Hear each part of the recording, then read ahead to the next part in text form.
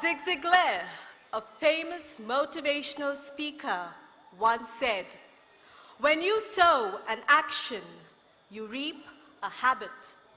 When you sow a habit, you reap a character.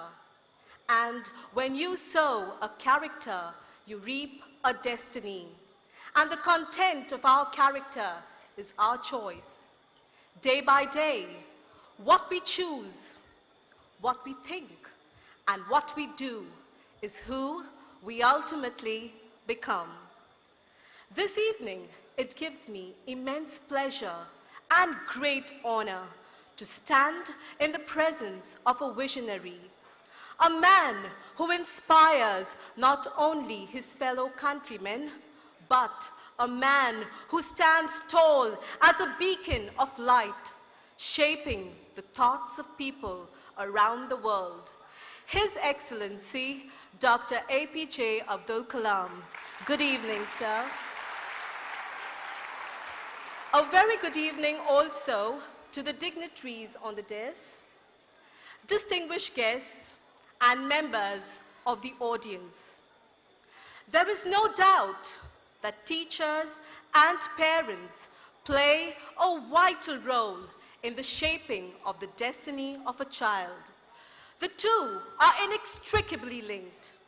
They help the children in their circle of influence to form self-concepts, opinions, and beliefs about who they are and what they can become. They thus help them recognize their destiny. But how much of an influence can they have in a world that's rife with influences, right from peer influence, media influence, and so on? Well, but undoubtedly, parents have a profound influence on the life of a child. This is because parents are the ones who start the educational process of a child right from the time a child is born. They help him take his first steps, say his first words. They teach him values and morals. No wonder it is said that the best school for learning the critical habits of a solid character is the home. The Journal of Studies on Alcohol and Drugs reports that when underage drinkers are disciplined by their parents, they are less likely to become heavy drinkers, as opposed to those children who are ignored by their parents. Studies also reveal that parents have a crucial role to play in the intellectual development and academic success of a child. No wonder then, increasing numbers of schools world over are encouraging parents to become partners in a child's educational process. It has been seen that those children who were motivated by their parents, who were encouraged by them, performed much better than their peers.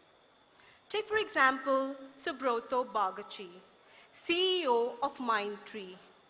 In a speech delivered at IIM Bangalore, he talks about the lasting influence of his parents in the shaping of his character. He recounts how, in spite of having studied in an Oriya medium school and having been homeschooled for the first 8 years of his life, he is still proficient in the English language.